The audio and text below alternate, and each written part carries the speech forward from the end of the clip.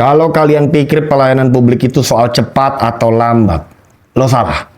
Gaji dari rakyat, tapi gayanya kayak raja yang duduk di singgasana. Lupa siapa yang angkat mereka ke sana. Yang datang itu rakyat kecil, tapi yang duduk di balik meja sok berkuasa. Rakyat datang bawa harapan, pulang malah bawa kemarahan. Ini bukan pelayanan publik, ini penghinaan publik. Lucunya, negara ini lebih jago membangun bangunan megah daripada menghadirkan keadilan di dalamnya. Dari luar, kantor-kantor pelayanan kita ini tampak mewah, tapi di dalamnya ada antrian panjang, petugas minim, dan sistem yang sering error. Bukan karena teknologinya, tapi karena manajemen dan mental pelayannya yang merasa dirinya superior hanya karena duduk di balik meja. Gua nggak maksa lo untuk subscribe. Tapi kalau isi video ini mewakili kekesalan yang selama ini cuma lo pendam, ya kenapa enggak?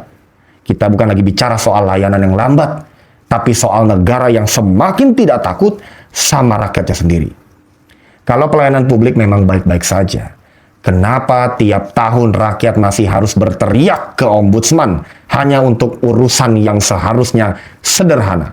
Setiap tahun, ombudsman RI terima ribuan laporan. Tahun 2021, sekitar 7.000 laporan. Tahun 2022, naik jadi sekitar 8.000-an laporan. Isinya, penundaan berlarut, tidak memberikan pelayanan, penyimpangan prosedur, dan yang paling sering dilaporkan, pemerintah daerah.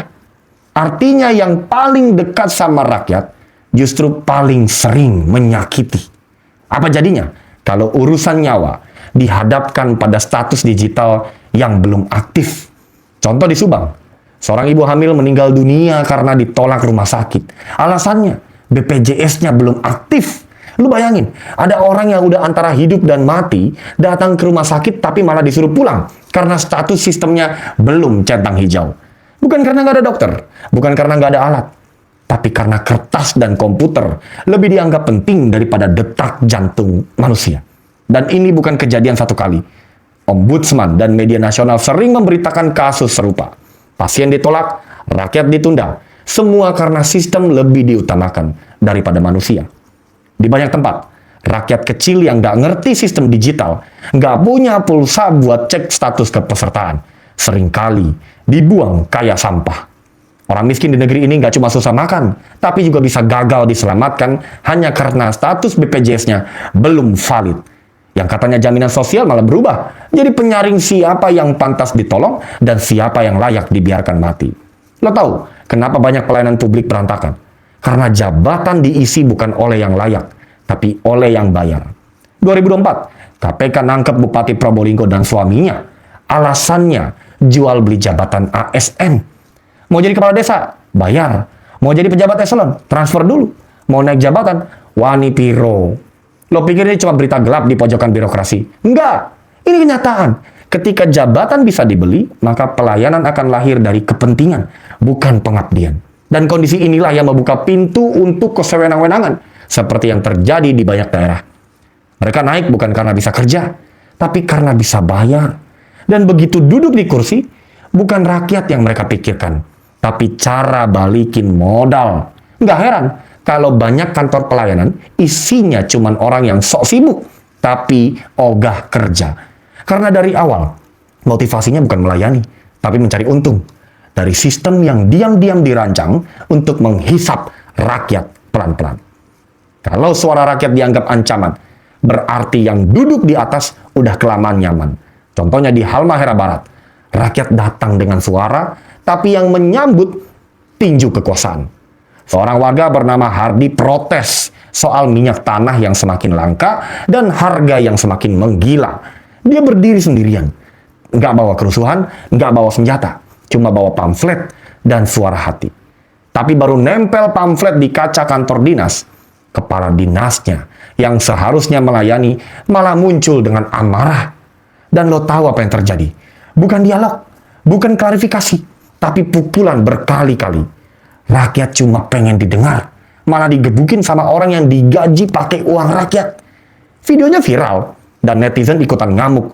Tapi lucunya, nggak ada rasa malu.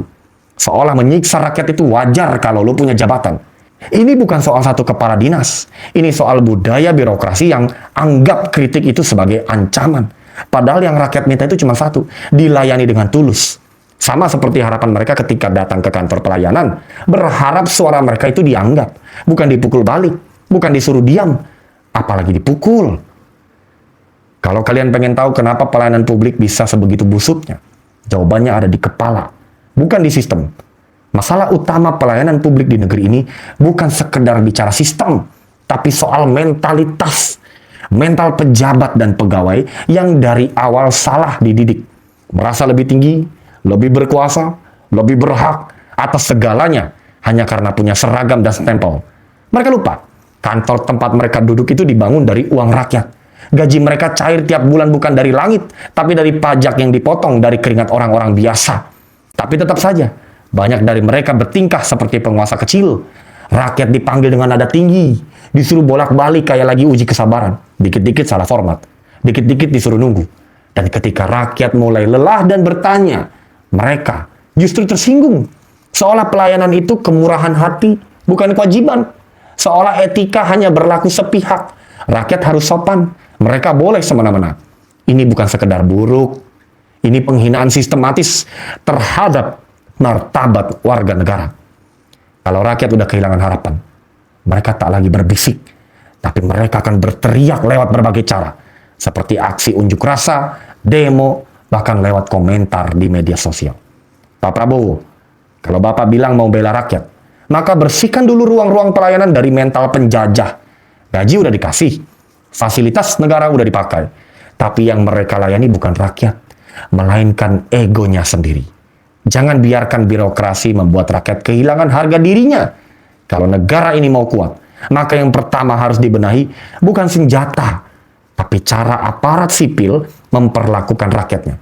Karena kekuasaan yang besar bukan ditunjukkan lewat barisan seragam, tapi lewat satu tindakan sederhana. Bagaimana negara memperlakukan rakyat yang paling lemah. Dan hari ini, rakyat itu lagi nunggu jawaban Bapak. Kalau rakyat masih dianggap sebagai objek, kalian salah besar. Karena rakyat itu bukan sekedar data di atas kertas. Mereka adalah nyawa, suara, dan pemilik tanah tempat lo berdiri. PNS itu pegawai negeri sipil, bukan penguasa negeri sipil. Dan kalau para PNS tidak bisa melayani dengan hormat, maka kalian tidak layak duduk di kursi itu. Karena kursi itu dibeli pakai pajak rakyat. Dan rakyat bukan pengemis. Rakyat itu tuan rumah di negerinya sendiri. Saya Mr. Jack. Sampai jumpa di keresahan berikutnya. Tetap waras, tetap kritis. Karena suara kalian penting, sekalipun ketika negara pura-pura tidak mendengar.